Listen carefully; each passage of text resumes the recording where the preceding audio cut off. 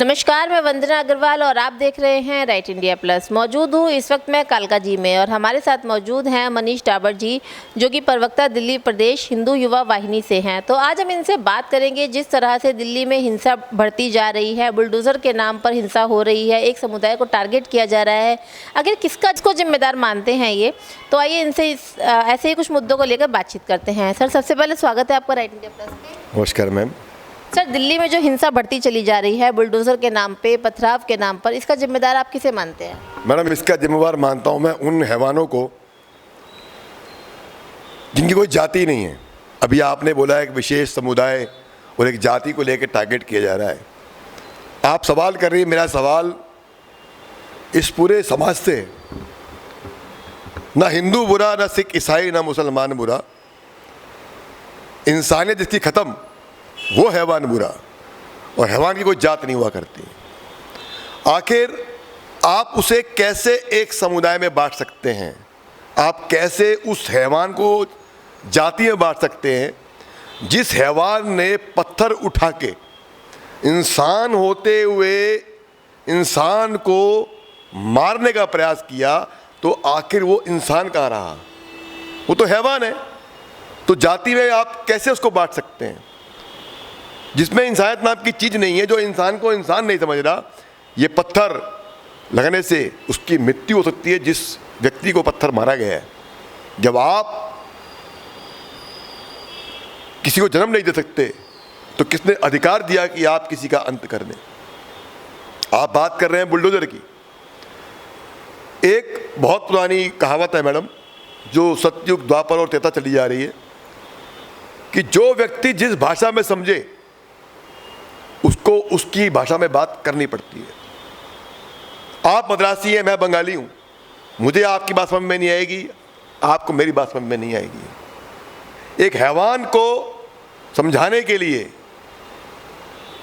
स्वयं भगवान श्री कृष्ण ने भी सुदर्शन चक्र चलाया था। 100 गलती माफ की थी और 101 गलती आने पर स्वयं भगवान श्री कृष्ण ने भी चक्र चलाया था। तो ये हैवान है जो पत्थर चला रहे हैं, जो दिल्ली देश की राजधानी है, उस राजधानी का ये जो सौहार्द है, प्रेम है, एकता है, लॉ एंड ऑर्डर है, उससे ये तोड़ना चाहते हैं। तो इनका यही इलाज है। अभी तो खाली टेलर था, ये जो बुलडोजर चला वहाँ पर सिर्फ था टेलर, कि आप लोग पिछले 15 साल से ऊपर से यहाँ पे रह रहे हैं, हमने आज तक आपको कुछ नहीं कहा, क्योंकि आप एक इंसानियत के दायरे में रह के इंसान बन के रह रहे थे। आज आप हैवान बने हैं तो हैवानों को ये सिर्फ चेतावनी है कि अभी भी आप अपने इंसानियत के चोले में आ जाइए, इंसान बन के रहिए, अन्यथा ये बुलडोजर श्री कृष्ण के सुदर्शन के चक्र की तरह आपके अंत की ओर लेके जाएगा। और आपके साथ साथ में कहते हैं कि गेहूं के साथ कभी घुन भी पिस जाता है। ऐसा ना हो कि तुम हैवानों के चक्कर में कुछ इंसानों के साथ भी गलत हो जाए। जी सर, तो कुछ असामाजिक तत्वों की सजा देश के सारे मुसलमानों को क्यों दी जा रही है? मतलब फिर वही बात, आप फिर एक विशेष समुदाय की बात कर रहे हैं। कौन है मुसलमान,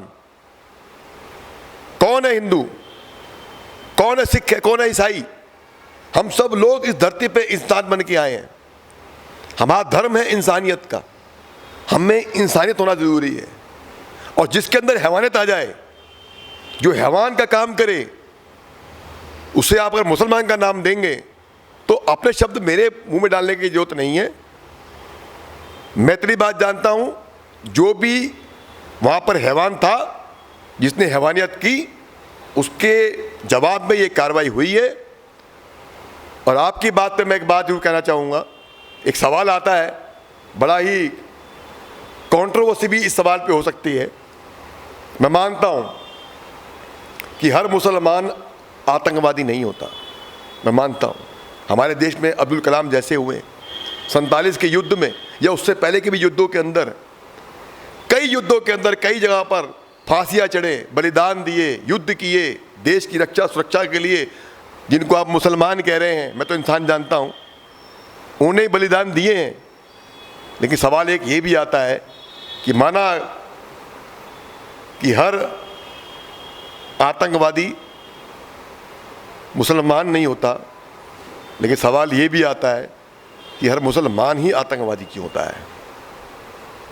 ये कौन सी शिक्षा है? ये कौन सा उनका ब्रेन वॉश है? या कौन से ऐसे वो हैवानियत के आका जो ये बड़े बड़े जो संगठन चला रहे हैं, जो हमारी आज की युवा पीढ़ी के अंदर, हमारे आज के इंसानियत के, जो हम इंसान के सौहार्द के अंदर भारत देश के अंदर रहते हैं, हिंदुस्तान के अंदर रहते हैं, पूरी आज़ादी से रहते हैं, इसके सौहार्द को, इसकी एकता को, हमारे प्रेम के अंदर जहर घोलना चाहता है। ये सवाल हर इंसान को सोचना चाहिए।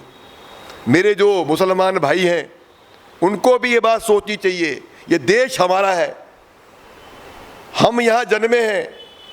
इतनी आज़ादी जो भारत देश के अंदर, हिंदुस्तान के अंदर रहकर हमारे मुसलमान भाइयों के साथ में हम सब इंसानियत रह के या इंसानियत से जी रहे हैं, क्या ये आज़ादी और देशों में भी आपको मिल सकती है? वही चीज़ मैं आपसे पूछना चाह रही हूँ सर। हमारा देश जो भारत देश है लोकतंत्र का देश है और संविधान ने सबको समान अधिकार दिए हैं, तो एक ही धर्म को टारगेट क्यों? मैडम, मैं उसी लोकतंत्र की आपसे बात कर रहा हूँ। ये लोकतंत्र की धज्जियाँ तो हमारे यहाँ के जो लोकतंत्र के रचयिता उन्होंने उड़ाई है। आखिर जब वोटिंग होती है, आप खुद देखिए, मैं आपसे ही पूछता हूँ, बुद्धिजीवी पत्रकार हैं आप, जब वोटिंग के रिजल्ट आ रहे होते हैं तो क्या दिखाते टीवी के ऊपर? इतने प्रतिशत ब्राह्मण, इतने प्रतिशत क्षत्रिय, इतने प्रतिशत इस जनजाति के, इतने प्रतिशत इस जनजाति के और इतने प्रतिशत मुसलमान प्रजाति के। ये किसने बांटा है? 70 साल से बांटा किसने है? जो जहर हम लोग बीच में बोया गया है, क्या हमारे मुसलमान भाइयों में प्रजातियाँ जाती नहीं होती? क्या सुन्नी नहीं होते?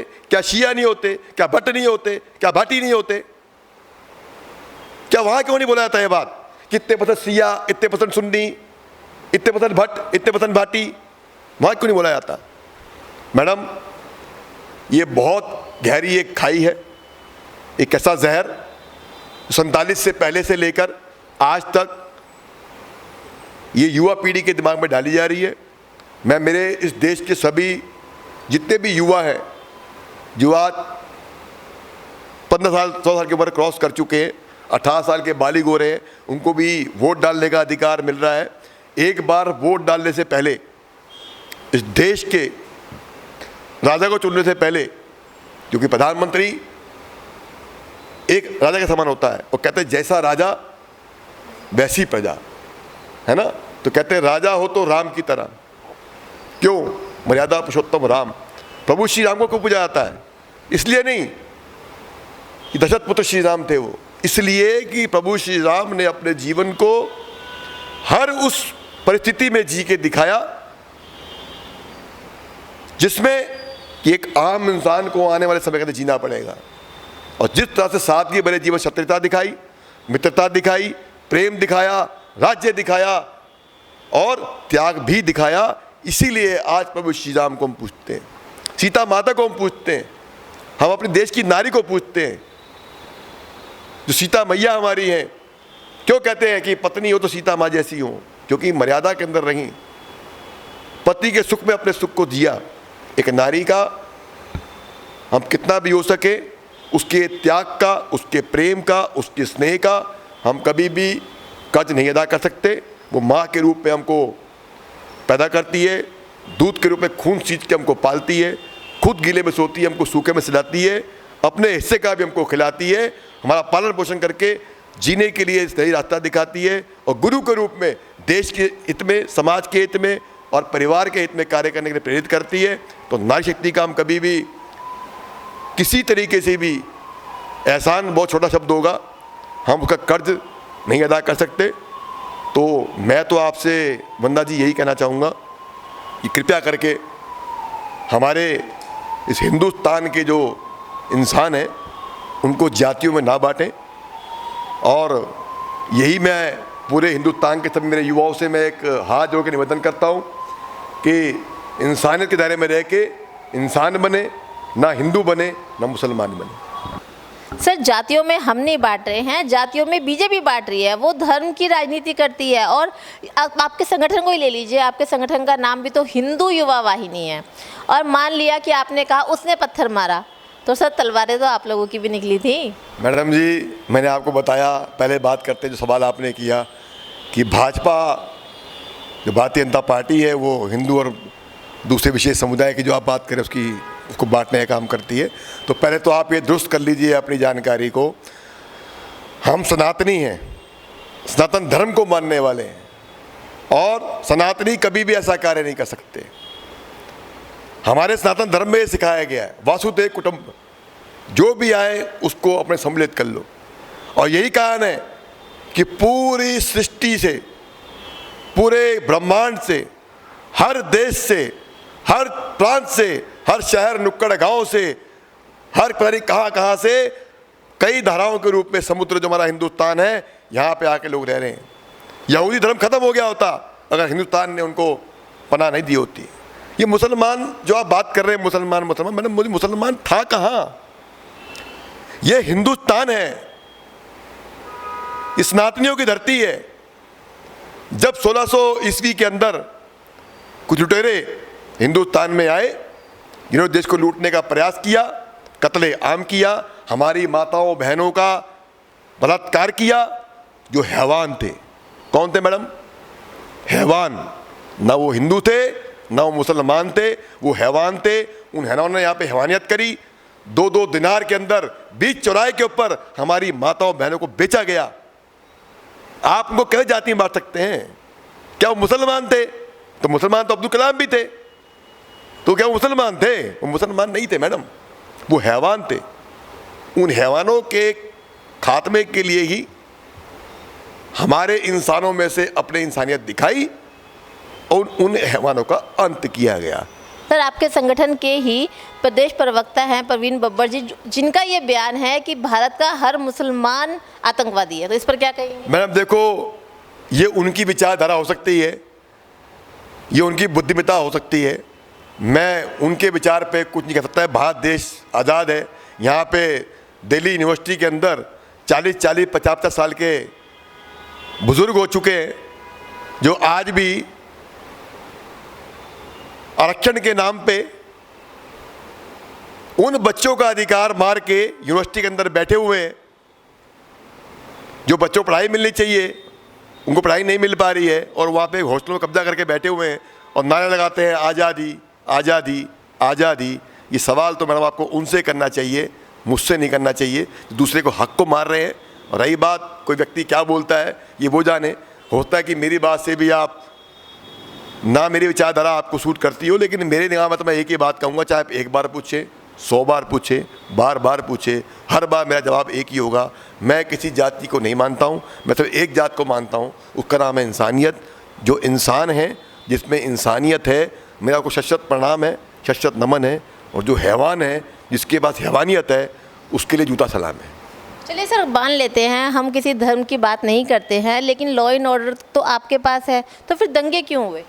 मैडम, स्वयं भगवान श्री कृष्ण ने भी जो है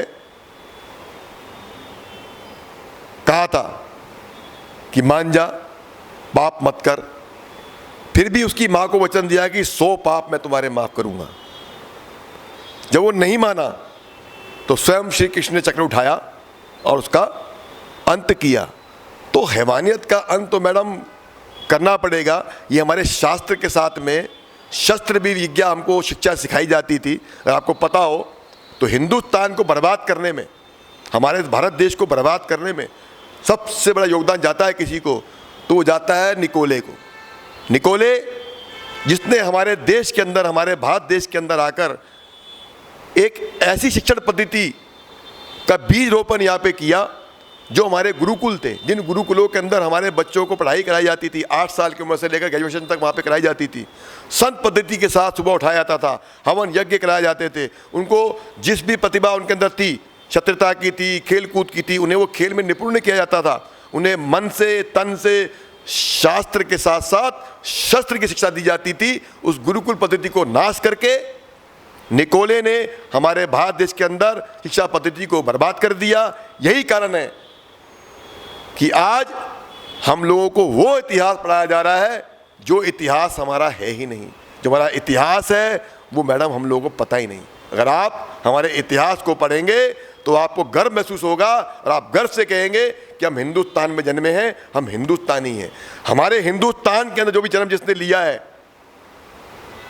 ना वो हिंदू है, ना वो सिख है, ना वो ईसाई है, ना मुसलमान है, वो हिंदुस्तानी है। आपने सवाल किया था हिंदू युवा वाहिनी, आप सिक्के के एक पहलू को देख रहे हैं।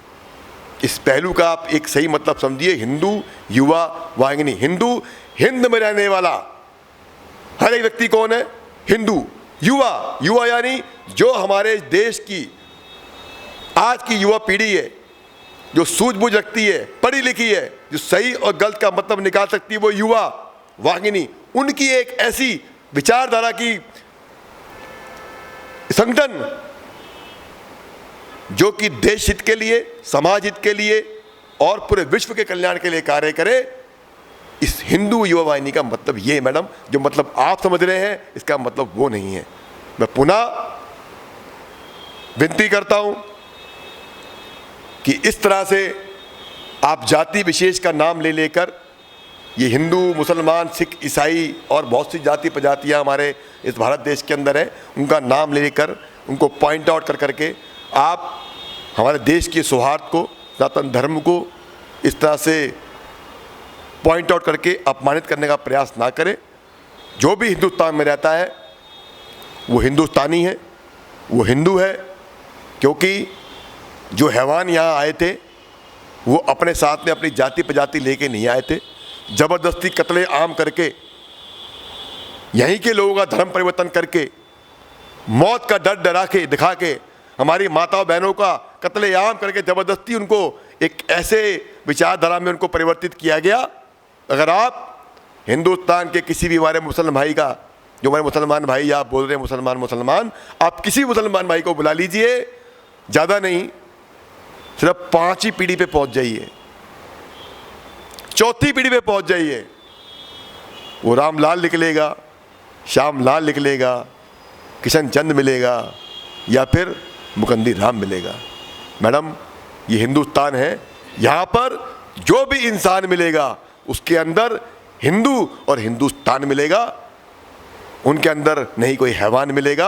अगर कोई हैवान मिलेगा तो समय की ये मांग है, समय की ये इस समय स्थिति और परिस्थिति है कि स्वयं भगवान के रूप में आज हमारा भारत देश का ये सौभाग्य है कि नरेंद्र मोदी जैसे हमको राजा प्रधानमंत्री मिले हैं, जो ऐसा तेज और ऐसा प्रकाश, ऐसी ऊर्जा लेकर आज हम हिंदुस्तान के अंदर रहने नागरिकों को सुरक्षा रक्षा प्रदान कर रहे हैं, मान सम्मान दे रहे हैं।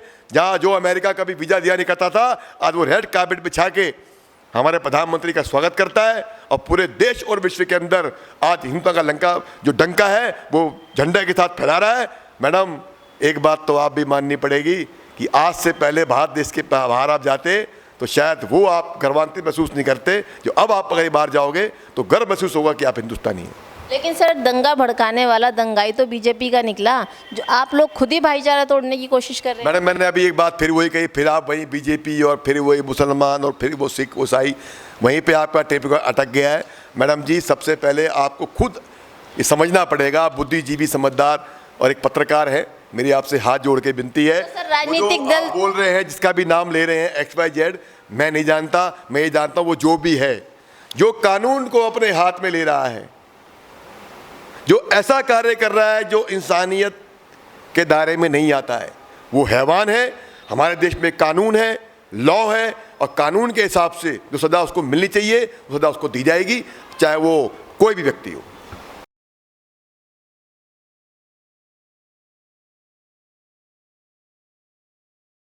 सर, इतना तो आप मानते हैं राजनीतिक पार्टियां हैं, बीजेपी अलग है, केजरीवाल सरकार की पार्टी अलग है, इतना तो आप मानते हैं, या ये सब भी एक ही है? मैडम, किस केजरीवाल सरकार की बात कर रहे हैं आप? कहाँ से चले थे और आप कहाँ आ गए? केजरीवाल सरकार जिसे दिल्ली का कर दिया बुरा हाल, मुफ्तखोरी की एक दुकान खोल दी है। हमारे जो आम नागरिक हैं, जो बेचारे सुबह कमाते हैं, शाम को खाते हैं, उनको ऐसा लॉलीपॉप दे दिया है, फ्री का बिजली, फ्री का पानी के नाम पे।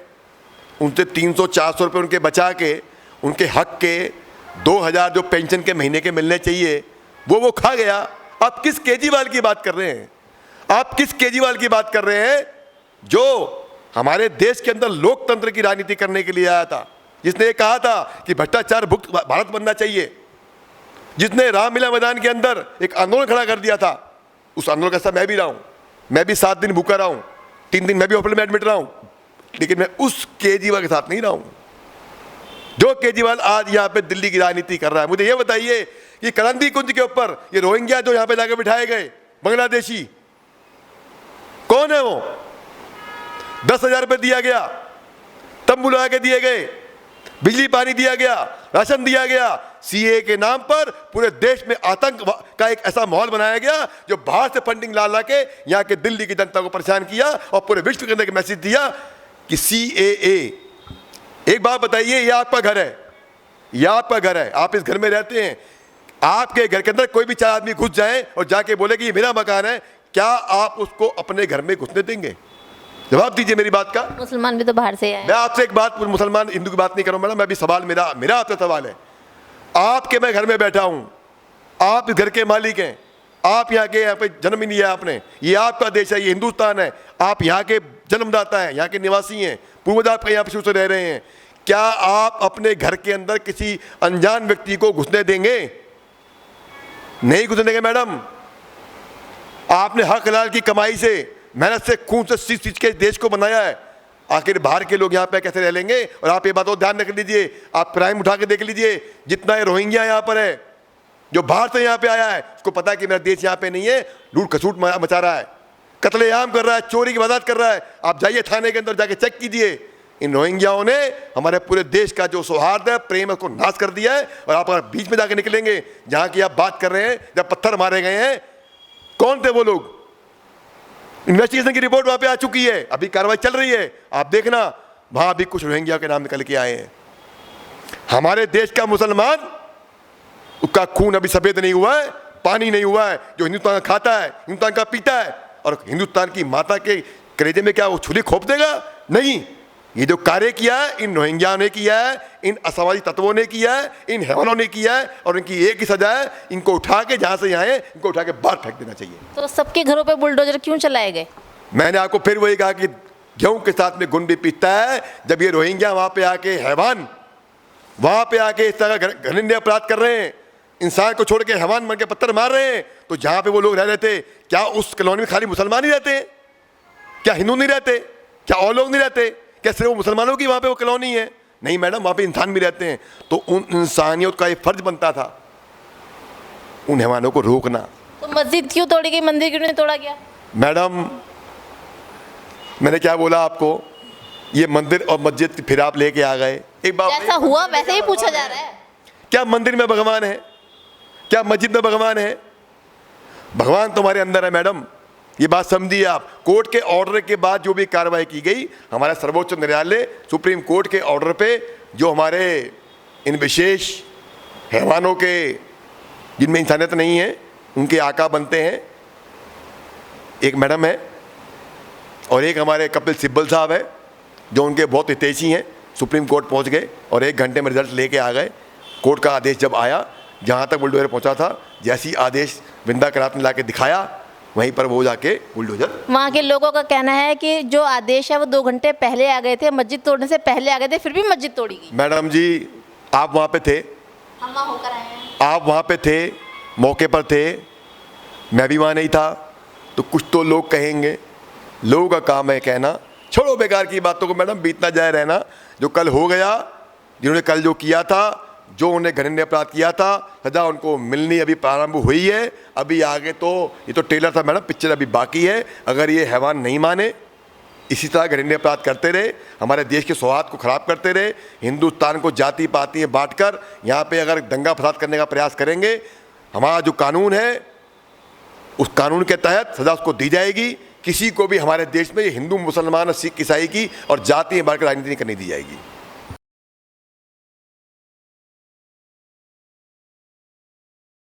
इस वीडियो को लाइक करें, हमारे चैनल को सब्सक्राइब कर बेल आइकन जरूर प्रेस करें